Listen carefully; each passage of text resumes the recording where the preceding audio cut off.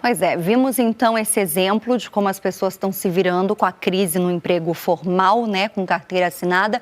E além de usar o carro ou a moto para ganhar dinheiro, muita gente se arriscou e resolveu abrir uma empresa.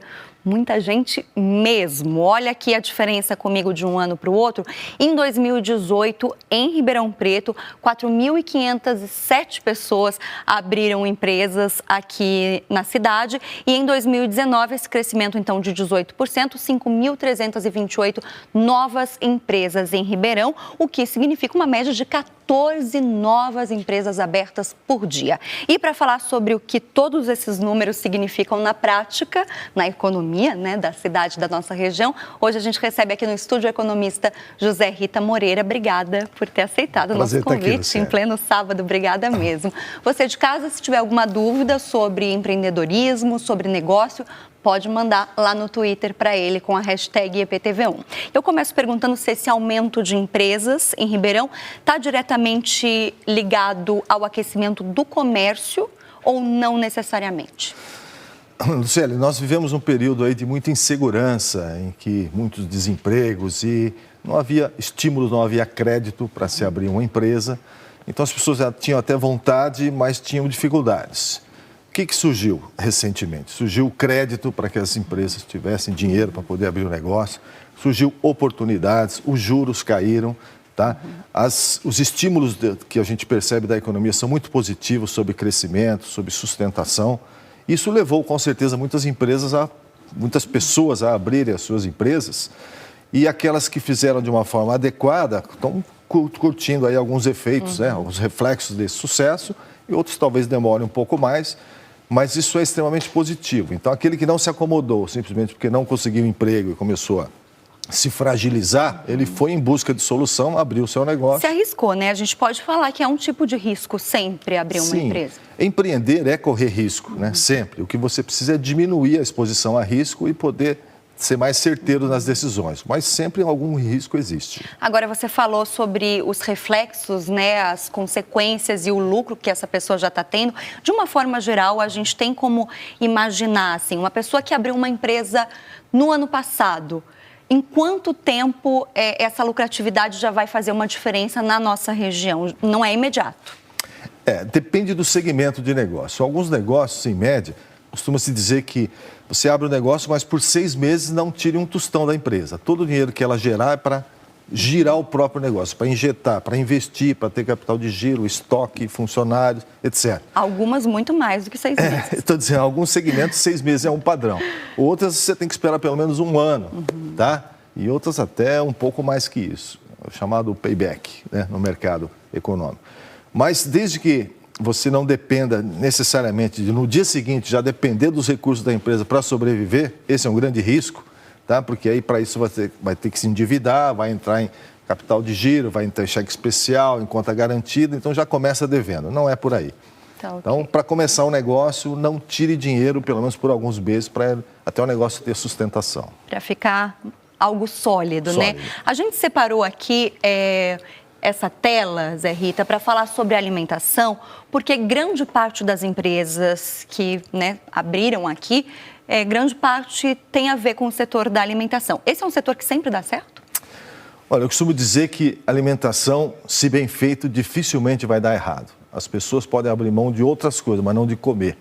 E se tiver algum incentivo, se for uma alimentação de qualidade, preço justo, acessível, tá? Com certeza vai se dar bem, sim.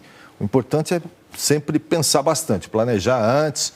E a vantagem é a seguinte, Luciela, é que muita gente conhece o assunto alimentação. Então, tem que desenvolver algo que já conhece. Diferente de entrar num segmento que a pessoa não tem nem ideia como funciona e vai empreender, vai correr um risco maior. A alimentação, pelo menos, sabe como funciona. Então, não é por acaso, né, que a maior parte das empresas tem a ver com a alimentação. E eu acho por isso que dá muito certo. Bom, e o que é importante que fique claro também é que manter uma empresa de sucesso é muito mais difícil do que simplesmente, né, abrir as portas. Então, tem que saber manter, como o Zé Rita está falando aqui. E agora, para dar dicas de como você ficar estável no mercado, aprender a driblar a concorrência, a gente conversa com o João Carlos Borda. Ele está com um consultor do Sebrae lá no centro, que, aliás, está cheio, hein, Borda? Boa tarde. Olá, Luciele, boa tarde. De fato, sim, você observou bem, o centro está bem movimentado hoje, né? Muita gente. E o que esperam os comerciantes é que esse movimento todo seja revertido e, claro, em vendas. Mas vamos à conversa aqui que nos traz a esse ao vivo. A palavra-chave hoje é planejamento. Edgar, por que é importante, em meio a essa competição toda, planejar?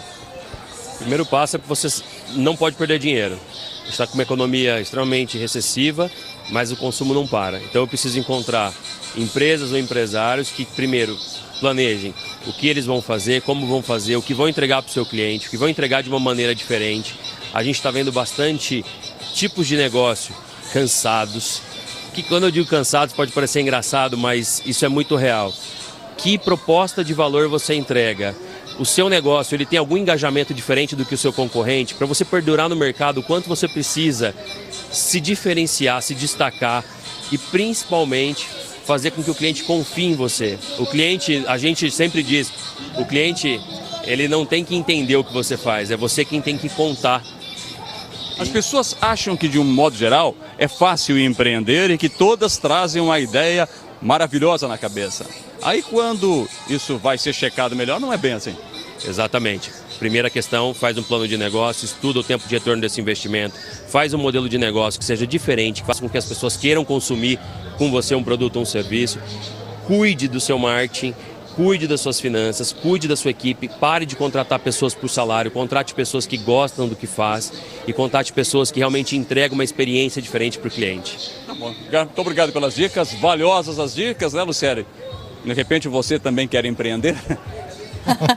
Quem sabe um dia, né, Mora? Nesse momento não tenho a tal da coragem.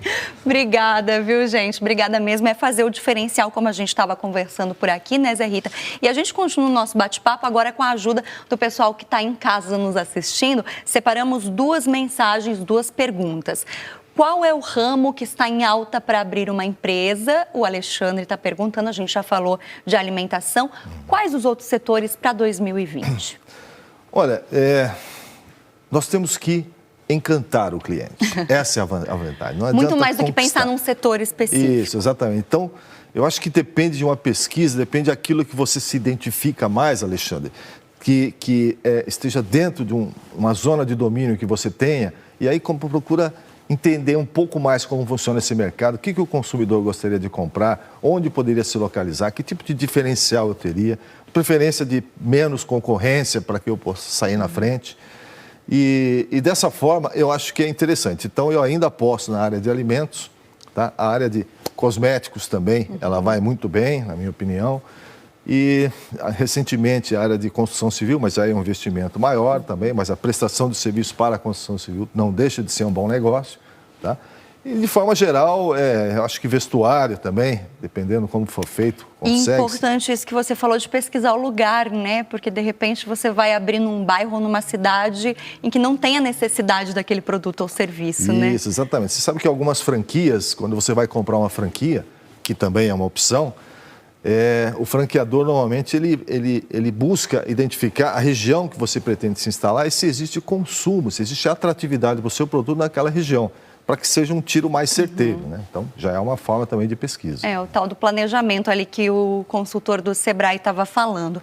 E o Júnior está perguntando o seguinte, olha, ele mandou até uma foto, que bacana. Fiz um curso de confeiteiro e quero investir nisso. É uma área que eu não sabia se me daria bem, vou dar um zoom. Ah, o zoom não deu certo, mas pelo menos mostrou que o bolo dele ficou bem bonito aqui, né, Júnior? Então, agora sim, ó, não vai dar para dar o zoom aqui na nossa tela, porque ela está na horizontal, mas dá para ver certinho a foto dele. E bacana, né? Porque realmente é um outro segmento aí da área de alimentação focado em doces, né, Zé Rita? Que está tendo muita procura também, né? Principalmente os confeiteiros também estão trabalhando no light, né? No diet, no mais leve, que não deixa de ser sem glúten, saboroso, sem lactose. Isso. Então, que é uma coisa diferente, quer dizer, uma forma de você se diferenciar dos outros no mercado.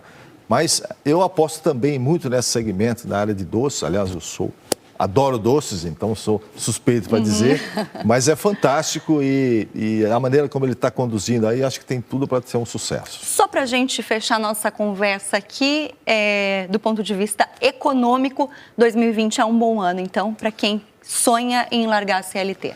Olha, nós estamos numa evolução. 2018 foi bom, 2019 ainda melhor e 2020 promete ser ainda melhor. Nós já tivemos chance de falar sobre isso, sobre geração de emprego, perspectivas.